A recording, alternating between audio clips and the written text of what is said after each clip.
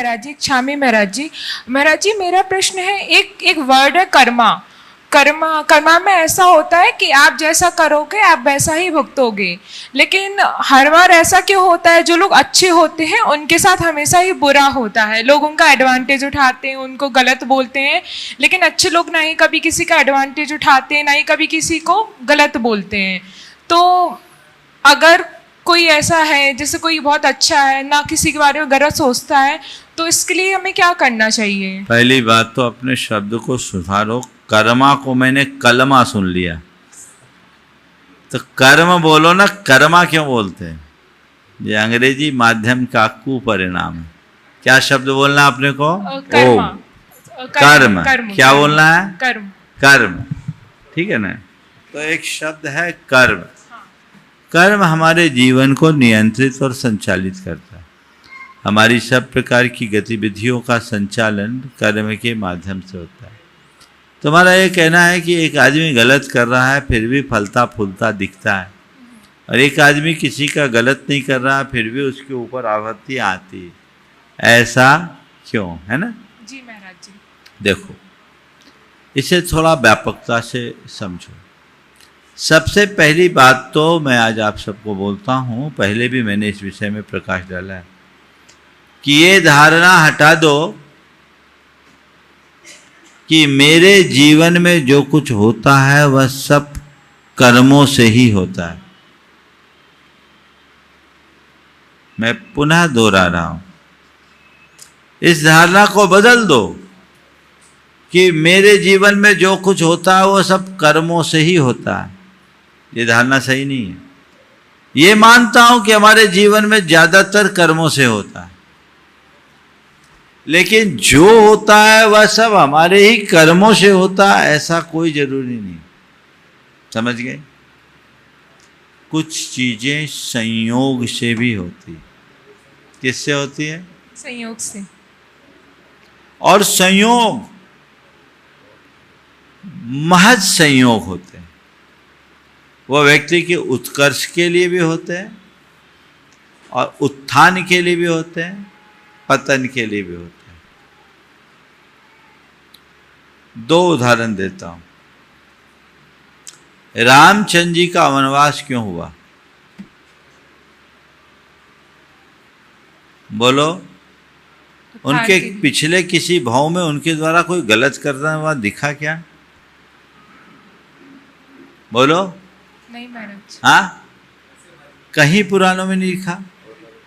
उनके उपलब्ध चरित्र में कहीं ऐसा नहीं लिखा कि रामचंद्र जी ने किसी जन्म में ऐसी गलती की थी इसलिए वनवास हुआ। नहीं। लेकिन मुझे पता है रामचंद्र जी का वनवास क्यों हुआ। रामचंद्र जी का वनवास एक विशेष प्रयोजन से हुआ। राम बन गए इसलिए राम वन गए। उनको राम बनना था इसलिए बन गए। अगर राम का वनवास नहीं होता तो हर किसी के हृदय में वास कैसे होता? एक निमित्त बना, एक संयोग बना। उस संयोग के परिणाम स्वरूप ऐसा सब कुछ घट गया। सीता का विवाह उनसे हुआ और राजतिलक होते होते वन को जाना पड़ा। हालांकि कहते कर्म गति काटारे नहीं टरे, लेकिन ये सामान्य कथन है। अभी तक किसी में ये पढ़ने को नहीं मिला कि रामचंद्र जी इस वजह से वन गए। दूसरा, पारसनाथ भगवान, उनने कोई गलती की थी क्या? गलती तो कमठ ने की थी। वो तो और उसे समझाने के लिए जा रहे थे। कमठ ने उन पर पत्थर पटका, निर्दोष होने के उपरांत भी हुआ, और 10 भाव तक पीछा पकड़ता रहा। हाँ, ओम, शांति से बैठो। कमठ ने क्या किया? कमठ ने उपसर्ग किया। पार्श्वनाथ ने कुछ किया था क्या? मरुभूति ने कुछ किया था क्या? लेकिन एक भाव नहीं 10 भाव में कमठ ने उन्हें परेशान किया। अब बोलो, ये पार्श्वनाथ का कर्म था नहीं मैडम। या संयोग?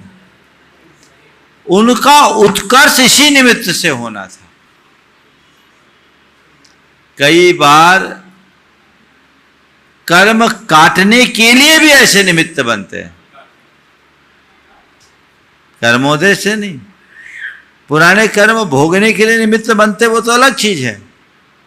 कर्म काटने के लिए भी ऐसे निमित्त बनते हैं। ये सारे निमित्त उनके संचित कर्म के विनाश का कारण बना।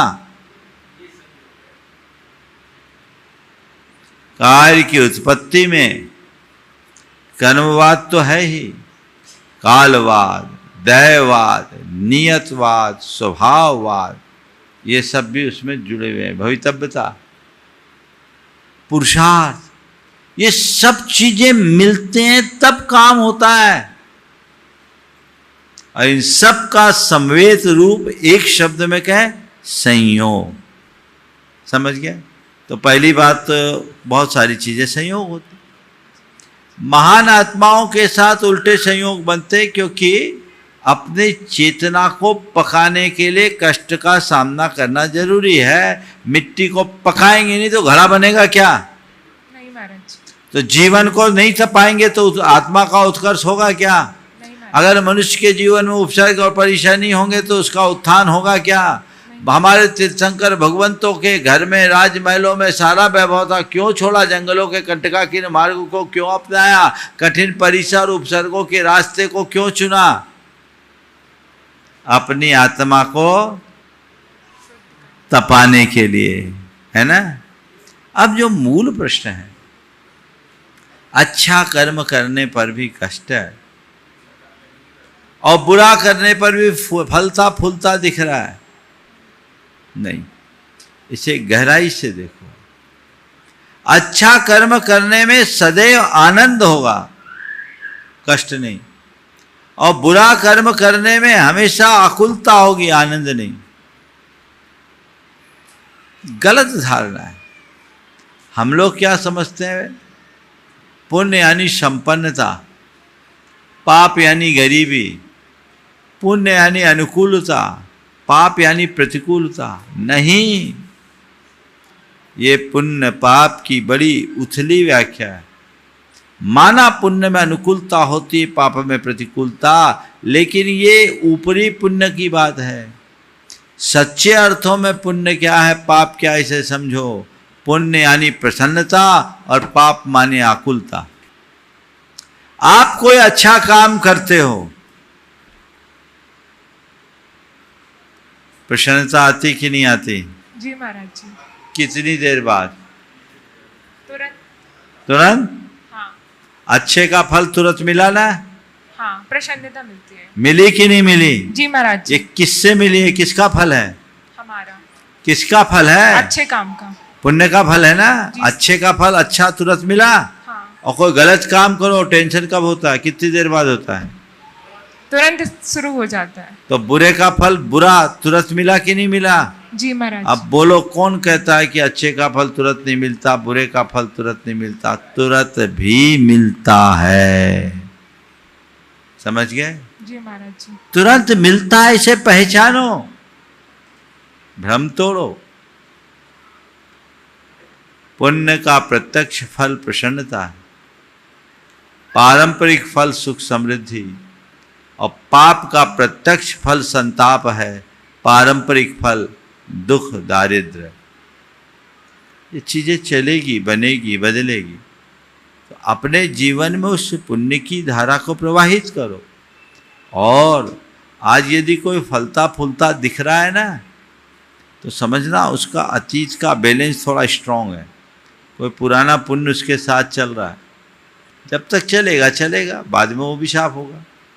और किसी के साथ अच्छा करने के बाद भी बहुत सारी परेशानी आ रही है, समझना पुराना पाप उस पर हावी है, ये धीरे धीरे चला जाएगा। ऐसा दृष्टिकोण रखोगे तो पुण्य और पाप को लेकर किसी भी प्रकार का भटकाव नहीं होगा। नमोस्तु